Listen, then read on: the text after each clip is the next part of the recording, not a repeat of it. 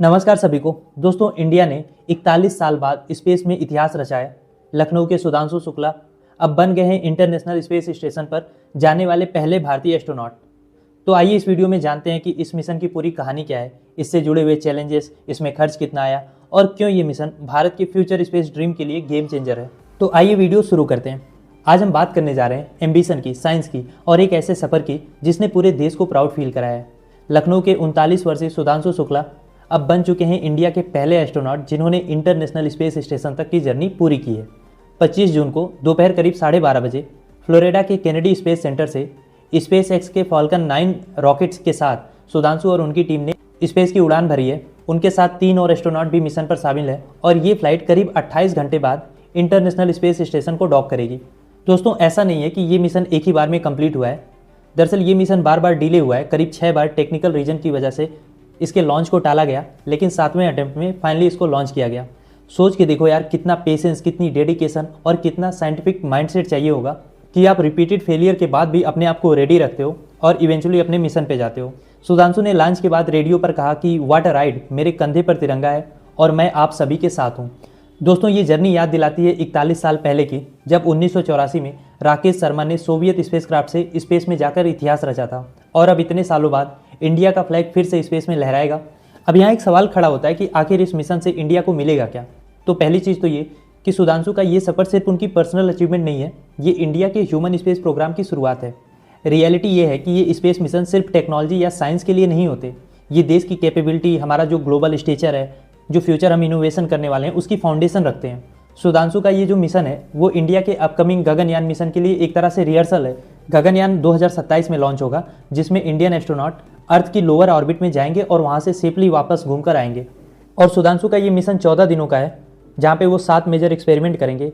ये experiment basically focus करेंगे microgravity में ह्यूमन बॉडी, सेल्स और माइक्रोब्स पर होने वाले असर को। साथ ही नासा के साथ मिलकर 5 और बड़े एक्सपेरिमेंट होंगे, जिससे कि future long duration space mission के लिए क्रूशियल डाटा मिल पाएगा। अगर हम सुधांशु जी के ट्रेनिंग की बात करें तो उन्होंने रसिया और अमेरिका दोनों जगह से ट्रेनिंग ली है और ये ट्रेनिंग बहुत टफ होती है। इसमें बहुत सारी चीज़ें शामिल होती हैं, माइक्रोग्रेविटी हैंडलिंग से लेकर इमरजेंसी सिचुएशन और साइंटिफिक रिसर्च, सब कुछ इसमें शामिल होता है। और ये जर्नी जो उनकी है वो देश के साथ साथ उनके परिवार के लिए भी प्राउड मोमेंट है। और स्पेस में जाना सिर्फ टिकट खरीदने से पॉसिबल नहीं होता, इसमें सिलेक्शन के लिए आपको टॉप लेवल की स्किल्स चाहिए, ट्रेनिंग चाहिए और आपका एक साइंटिफिक माइंडसेट भी होना चाहिए। अगर हम मिशन में आए खर्च की बात करें तो बताया जा रहा है कि करीब 548 करोड़ रुपए खर्च हुए हैं, जिसमें सुधांशु की ट्रेनिंग, बैकअप एस्ट्रोनॉट और सारा जो टेक्निकल सेटअप है ये सब आप शामिल समझो। कुछ लोगों को लगेगा कि यार इतना पैसा खर्च करने की क्या ज़रूरत है, इतने में तो धरती पे ये हो जाता या वो हो जाता। तो दोस्तों, ये बस एक खर्च नहीं है, एक्चुअली ये इन्वेस्टमेंट है जो हम फ्यूचर में इंडियन स्पेस स्टेशन में रिसर्च करेंगे या जो भी हमारा स्पेस को लेके गोल है, ये उसका फाउंडेशन है। बाय द वे, सुधांशु वहाँ पे सिर्फ एक्सपेरिमेंट करने नहीं गए हैं, बहुत सारी इंडियन डिशेस भी अपने साथ ले गए हैं, जैसे मैंगो पल्प हो गया, गाजर का हलवा, मूंग दाल का हलवा। अब जाहिर सी बात है ये वो अकेले तो खाएंगे नहीं, अपने फेलो एस्ट्रोनॉट के साथ उसको शेयर करेंगे और ये भी पता चलेगा कि स्पेस में जो इंडियन फूड का टेस्ट है वो कैसा होता है, बदल जाता है या वही रहता है, बॉडी पर उसका क्या इफेक्ट होता है। ये सारी चीज़ें, मतलब बहुत सारी चीज़ें हैं जो पता चलेंगी।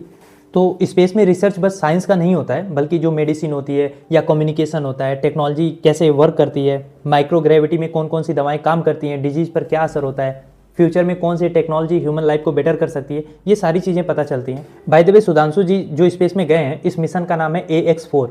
अब ये एक प्राइवेट स्पेस मिशन है जिसे अमेरिका की एक्सियम स्पेस कंपनी और नासा ने मिलकर ऑर्गेनाइज किया है। इसके पहले भी एक्सियम ने 3 मिशन ऑलरेडी कर चुके हैं, लेकिन AX4 में पहली बार एक इंडियन का पार्टिसिपेशन हो रहा है। अब देखो, यहाँ से जो डेटा आता है, जो रिसर्च होती है, जो एक्सपीरियंस मिलता है, इससे कल को जब फ्यूचर में अगर इंडिया खुद का स्पेस स्टेशन बनाना चाहेगा तो उसमें काफ़ी हेल्प मिलेगी। इसके अलावा आप देख ही रहे हो कि जिस तादाद में लोग एक्टर बनना चाहते हैं, सिंगर बनना चाहते हैं, सेलिब्रिटी बनना चाहते हैं, उसके मुकाबले आपको साइंटिस्ट बनने वालों की मात्रा कम मिलेगी।